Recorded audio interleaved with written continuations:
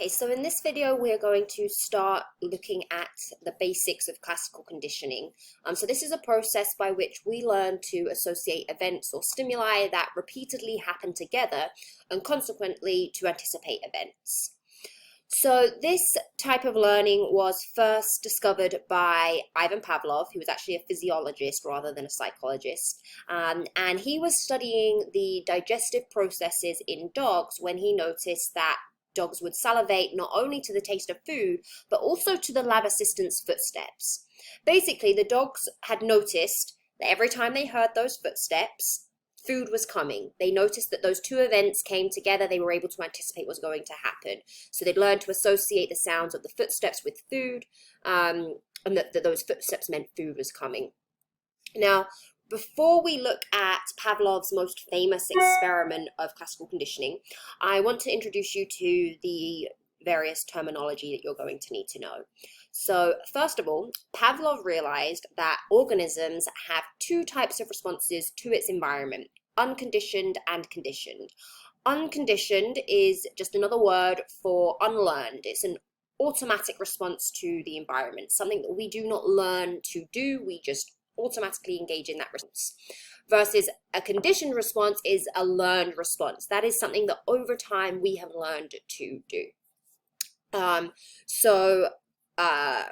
For example, when someone knocks on the door or someone rings the doorbell and you know that that means someone is at the door, you aren't born knowing that. You aren't born knowing that you need to respond by going to answer the door. That is something you've had to learn. So walking to the door and answering the door when you hear the doorbell ring is a conditioned response. You've learned to do that.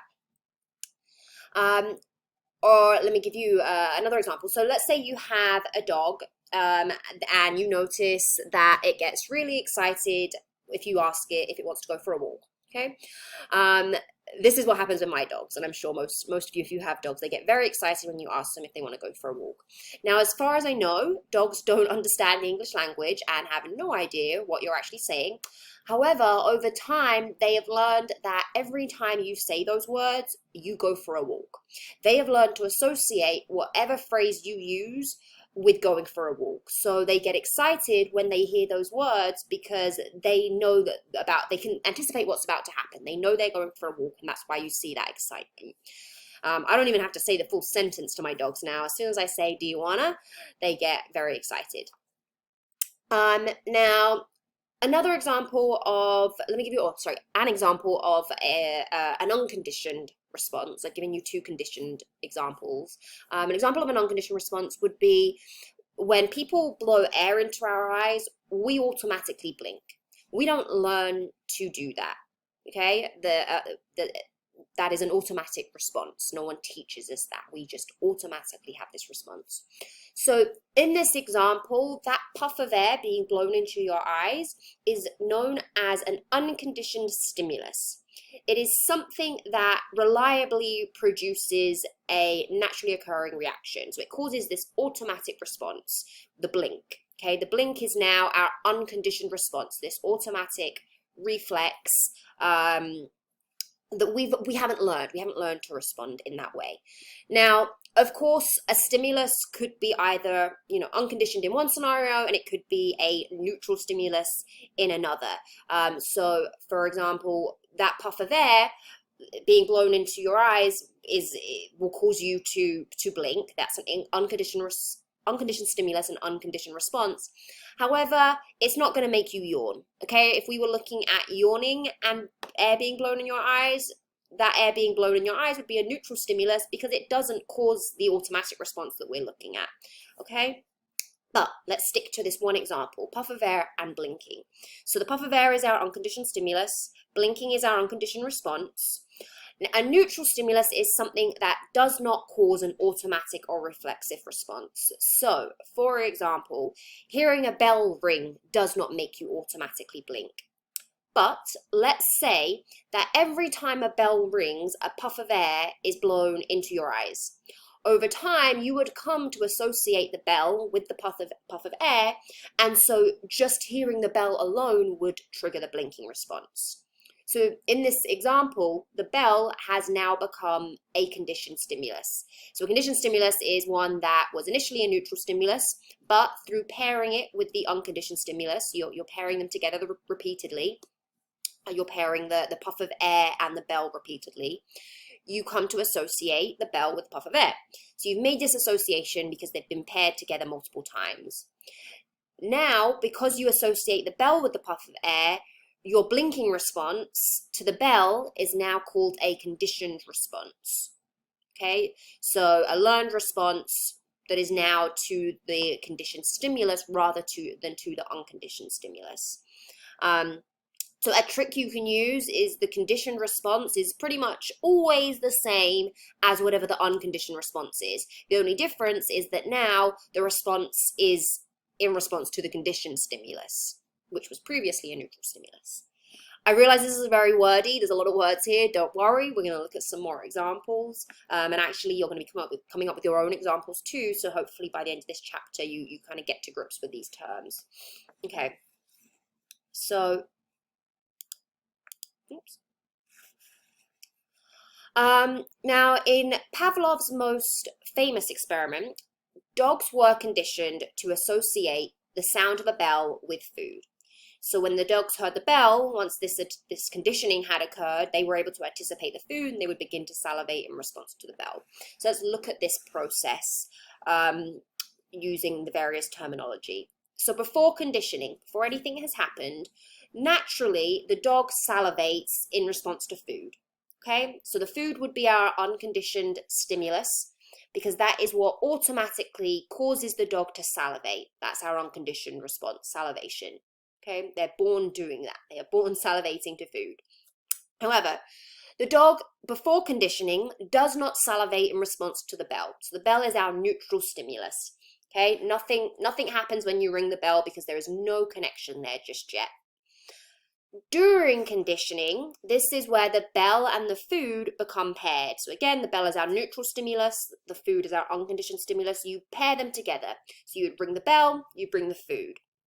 And you keep doing this over and over again.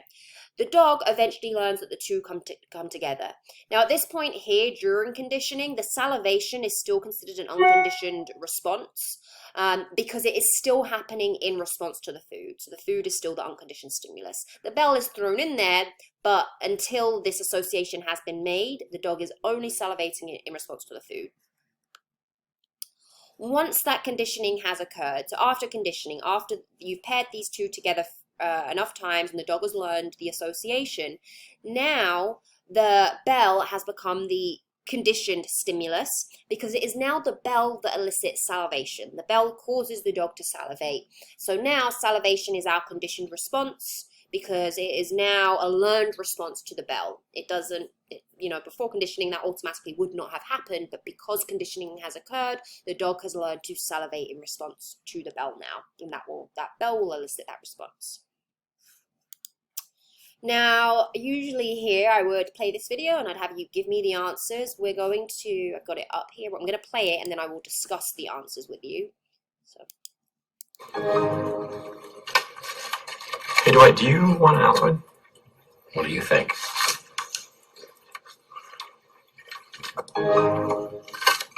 Dwight, want an Altoid? Okay.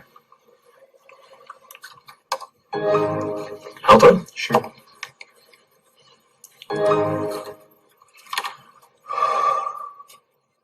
What are you doing? Hey. What? Okay, so let me type these in here.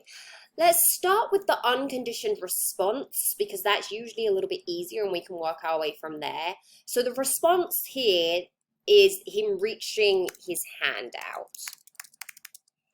And if I were to be asking you all why he reached his hand out, you'd hopefully tell me it would be to reach for the Altoid. So the Altoid here is our unconditioned stimulus. When someone passes you an Altoid, the automatic response is to reach your hand out to take it. You don't learn to do that. That is an automatic response, okay? So we've got our unconditioned stimulus and our unconditioned response.